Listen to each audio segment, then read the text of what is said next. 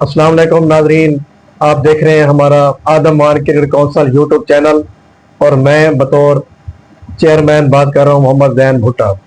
हमारे साथ मौजूद है हाफिज आकिब साहब। अस्सलाम वालेकुम जनाब। वालेकुम सलाम। क्या हाल है जान भाई, ठीक हो? अल्हम्दुलिल्लाह। आप साहब, आप सुनाए, आप कैसे हैं? अल्हम्दुलिल्लाह ठीक। आप साहब, आदम मान क्रिकेट काउंसिल में आप किस चीज़ों को देखते हैं कि आप यानी कि जो आदम मान क्रिकेट काउंसिल है क्रिकेट के लिए वर्क कर रही है, इसके बारे में आप कैसे देखते हैं? जैन भाई, जैसा कि हमें तो इस चीजों का पता नहीं था जी। क्रिकेट क्या चीज है। हाँ। और जैसे आपको देखा है शुरू से ही, फराज भी हो गए, आप हो गए, और जैसे हम पढ़ते थे, जी। आते थे, आपको देखते थे, हर टाइम ग्राउंड में रहते थे आप। हाँ। और आप इवेंट भी करवाते थे। बिल्कुल। हर इवेंट करवाते थे, जो भी कराते थे, हर किसी पर हैरान होते थे भाई, बहुत ही मेहनत करते थे। हाँ। गर्मियाँ होती थी, चाहे जो कुछ भी होता था।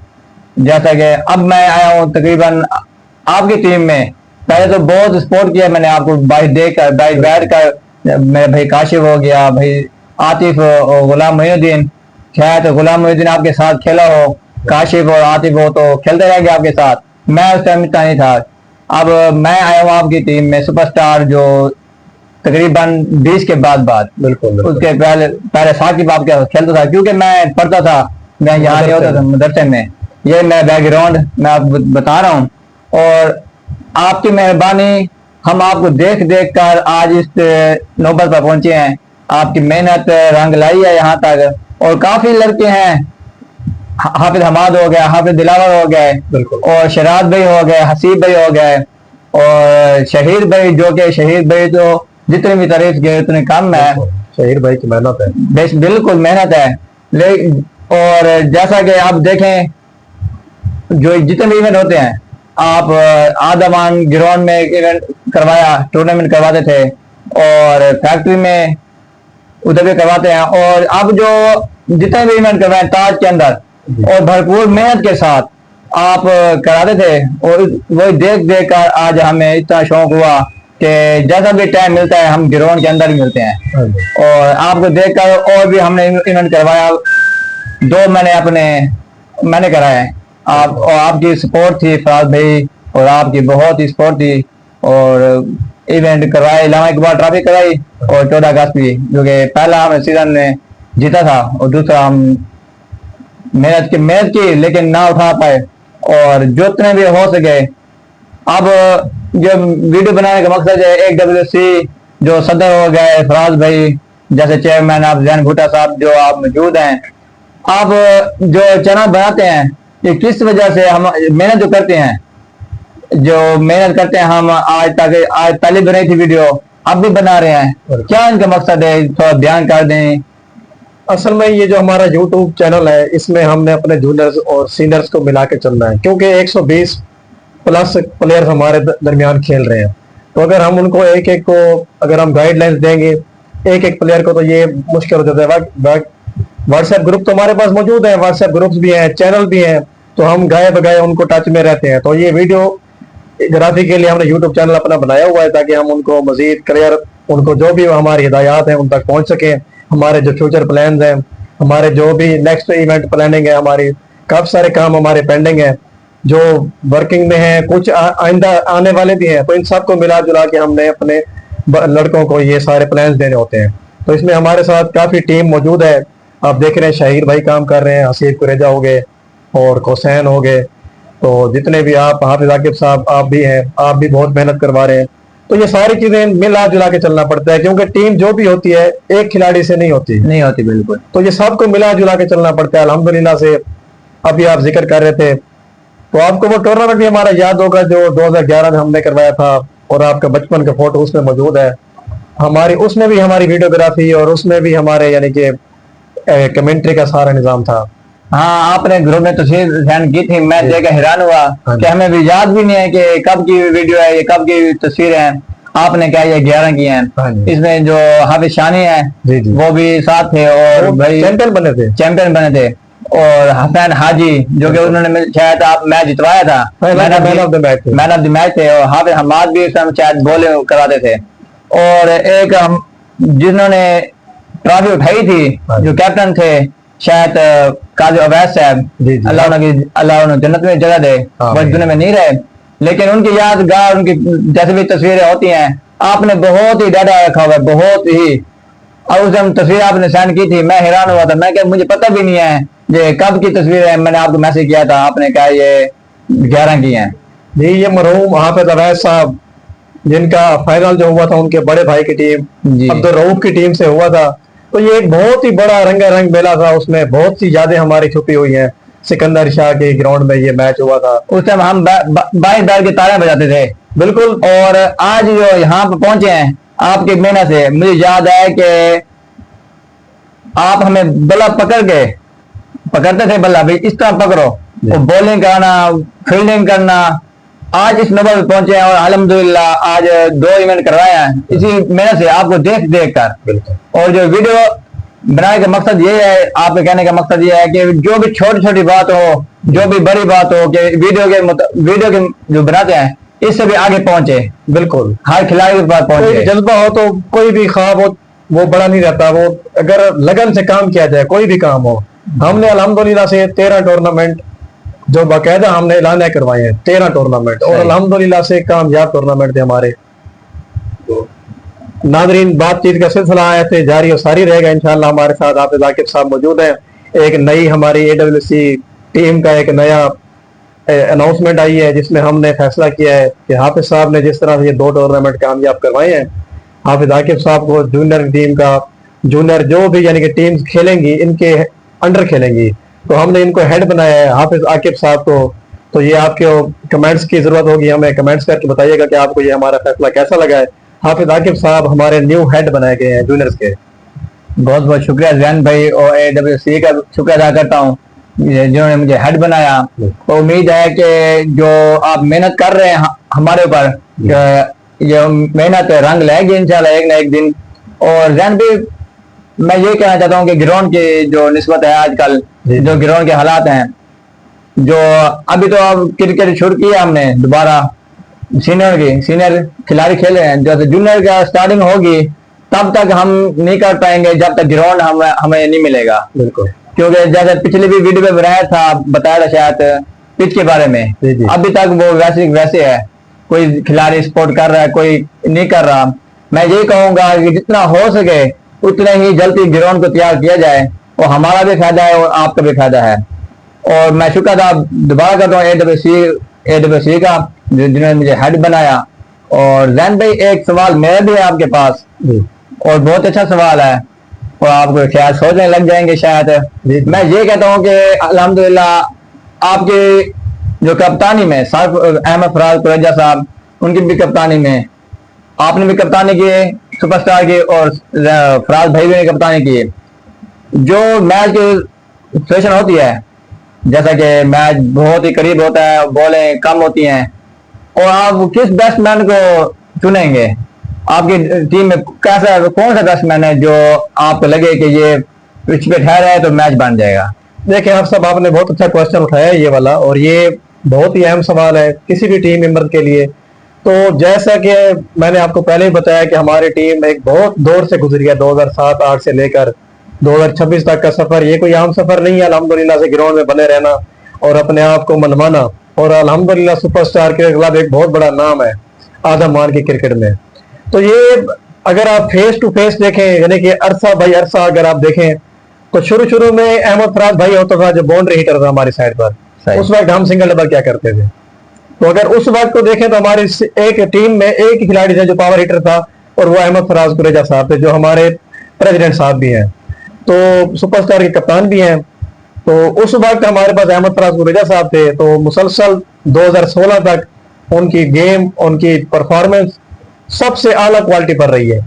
तो ये हमारी बदकिस्मत है कि हम वो रिकॉर्ड कैच नहीं कर सके, और ऐसे कोई यानी कि उस वक्त सेटिंग नहीं थी जैसे अब स्टम्प्स पर हम बकायदा रिकॉर्ड बनाए जाते हैं। तो ये अब आजकल की बात करें, जिस तरह आजकल हमारे पास गेम में मौजूद हैं, बिलावल नियाज हो गए, मजहर इजाज हो गए, समी विर्क हो गए, तो इस तरह के नाम काफी सारे आते हैं। डिमांड करते हैं सिचुएशन के ऊपर। अगर कोई लंबी गेम है तो हम देखते हैं समी विर्क को, और अगर रन रेट ज्यादा चाहिए और बिल्कुल ही नामुमकिन मैच को मुमकिन बनाने वाला नाम जो है, वो मैं एक बार फिर कहूंगा वो मजहर इजाज है। जो कि अंकल कालू के बेटे हैं। और ये बहुत ही अच्छा घराना हमारे साथ क्रिकेट का घराना है। अंकल बब्बी हो गए, अंकल फूल हो गए, अंकल इजाज अहमद कालू हो गए, इनकी बहुत सारी मेहनतें हमारे साथ। और हमारे मरहूम जनाब फयाज अहमद जुगनू साहब जो कि शहरियार के वालिद साहब हैं। तो ये सारे नाम ऐसे हैं जो हम भुला नहीं सकते। तो ये हमारे आजकल के जो क्रिकेट में चल रहा है वो मैं कहूँगा मजहर इजाज है, जो कि किसी भी सिचुएशन में मैच जितवा सकते हैं। मजहर इजाज जिसे टीपू नाम से जाना जाता है, जी जी इन्होंने भी शायद बहुत नाम कमाया है। बिल्कुल। और जहां भी चले जाओ टीपू का नाम लो, हाँ जी। ऐसा कोई खिलाड़ी नहीं मिलेगा जहां भी जाओ वो यही नहीं कहेगा कौन कौन सा टीपू। अल्हम्दुलिल्लाह उन्होंने नाम कमाया अपना। वो इसलिए है कि मजहर इजाज टीपू जो भी है बहुत ही अच्छा एक कमिटेड क्रिकेटर है। जिस टीम में भी खेलेगा अपनी जान लगा देगा, ये उसकी आदत है। मैंने उसको बचपन से देखा है। आप सब आपने तो इसको अब टीपू के नाम से देखा है, तो हमने इसको बचपन से इस तरह देखा है कि बिल्कुल छोटा सा था, सही। सिर्फ इसकी फील्डिंग अच्छी थी, सिर्फ इसको फील्डिंग करना आती थी। हमने उस वक्त से इसको तराशा है। आज ये कंप्लीट ऑलराउंडर है, बॉलर भी है, बैट्समैन भी है, और इतना इलेक्ट्रिक फील्डर है, मजेस्टिक फील्डर है कि इतना लचकदार फील्डर मैंने आज तक कभी नहीं देखा। एक ये हो गया, एक इसका कजन मैरियार, इन दोनों की लचक इस तरह से है माशाल्लाह। बाउंड्री की फील्डिंग, कैचिंग फील्डिंग, हर किस्म की फील्डिंग में ये कि दोनों कामयाब थे। अच्छा, आपने तो जवाब दे दिया, आपने जो मनपसंद खिलाड़ी थे। अगर मैं यही सवाल आपसे दोहराना चाहूं तो आपका क्या जवाब होगा? कौन सा ऐसा खिलाड़ी है जो क्रीज पर मौजूद हो और आपको लगे कि ये खिलाड़ी मैच जितवा के ही रहेगा? जैन भाई, जो हम सुपरस्टार की टीम में खेलते हैं, हाँ जी और वारियर्स का कैप्टन हूं मैं। जी। और मजहर इजाज जो प्लेयर हैं हाँ जी वो जूनियर में भी खेलते हैं और सुपरस्टार में भी खेलते हैं। बिल्कुल। अगर देखा जाए तो रन रेट के मुताबिक मैं तो पसंद करूंगा मजहर इजाज को। बिल्कुल। अगर लंबी इनिंग लेके जानी होगी वो तो मैं पसंद करूंगा जैन भुट्टा साहब को, जो कि आप हमारे साथ मौजूद हैं। और जो क्योंकि जो मजहर इजाज की गेम है ना वो हिट पे ही है, हाँ जी वो हिट पे जाता है। हर बॉल, जो भी बॉल हो, बाउंस हो, जो भी हो। और आगे अगर गेम उठाएं तो आप सिंगल भी ले लेते हैं, 4 पे भी जाते हैं, 6 पे भी चले जाते हैं। जो अहमद का जो मजहर इजाज का जो बैट है वो 6 के अलावा जाता ही नहीं है। बिल्कुल। अगर आपको चाहिए कि एक ओवर में हमें 20, 21, 25, और अल्हम्दुलिल्लाह मुझे उम्मीद होती है कि अहमद लगा ही देगा। बिल्कुल। क्योंकि वो ऐसा बैट है, चले तो चलता जाए, बिल्कुल। रुके तो रुकता है। और अगर एक और सवाल मैं करता हूँ बॉलिंग की साइड पे, जी। बॉलिंग में आप किसको पसंद करेंगे? किसके ऊपर आपको उम्मीद होती है कि 6 पर हो, 10 पर, जितने स्कोर पड़े हो कि भाई मैं इसको दे दूं, मुझे ये बच जाएगा? देखें, ये बहुत अच्छा सवाल है आपका। तो इसका जवाब मैं देना चाहूंगा कि जिस तरह से आपने देखा है कि 50 ओवर्स फॉर्मेट हमने अनाउंस किया था, तो उसमें दाऊद शाह फॉर्मेटिंग हमारी हुई थी और ये स्ट्राइकर्स और थंडर द रहमान के नाम दिए गए थे, इसमें खिलाड़ी मिक्स कर दिए गए थे। तो ये हमारी एक पूरी कमेटी काउंसिल का एक फैसला था, एक टीम का। तो हमने उस लिहाज से उन टीमों को तकसीम किया था। फिर बाद में एतराजात है कि हमारा ये खिलाड़ी इधर उधर कर दिया जाए, ये एक पूरा एक टॉपिक है, इस पर बाद में बात की जाएगी। तो मैंने अपने एक टीम मेंबर से, हमारे पास गाइडलाइन फॉलो करते हैं, तो मैंने उन्हें एक बात कही थी। मैंने कहा अगर हमारे पास शहरी खेल रहे होते ना, तो अगर ये पूरी इत्तेहाद क्रिकेट क्लब ही हमारे सामने खड़ी कर देते तो हमें एतराज नहीं था। हमें एतराज तब भी नहीं था अगर सिर्फ शहरी आजमान की क्रिकेट में जिस तरह वो नकल बॉल करते हैं अपने, जिस तरह से वो लेग ब्रेक बॉलिंग करते हैं, तो वो एक मन्ना तन्ना नाम है और उससे काफी सारे बैट्समैन दहशत खाते हैं। अब शायद जो बॉलिंग करते हैं इसकी बहुत खिलाड़ी अब कॉपी कर रहे हैं। बिल्कुल। बहुत मैंने देखा है, छम्मर के भी हैं या आदमान के भी हैं, बहुत ही उसकी कॉपी कर रहे हैं और अच्छा ही बॉल करते हैं। आपने बैट्समैन से मजहर इजाज को पसंद किया, बॉलिंग साइड से शहरियार को पसंद किया। और अगर बाहर की टीमों से बात करें तो दाऊद शाह हो गई। बिल्कुल। जो आप क्रीज पे खिलाड़ियों को ऐसा बॉलर आ जाए दाऊद शाह का, आपको परेशानी हो जाती है कि भाई मुझे ये विकेट ले जाएगा मेरी। जी। वो कौन सा बॉलर है ये बता दें। ऐसा तो कोई नाम नहीं है। जिस तरह से आजकल हमने देखा है, हमने बचपन से ही अल्हम्दुलिल्लाह अपना ये ओड हो गए, रफीक ओड हो गया, शफी ओड हो गए, यूनुस खान, ये माशाल्लाह हमसे काफी दराज कद के थे। तकरीबन 6-7 फुट का बॉलर जब आपके सामने लेफ्ट हैंडेड बॉल कर रहा हो तो आपका दिल वैसे दहशत खा जाता है। हम तो उस वक्त भी नहीं डरे।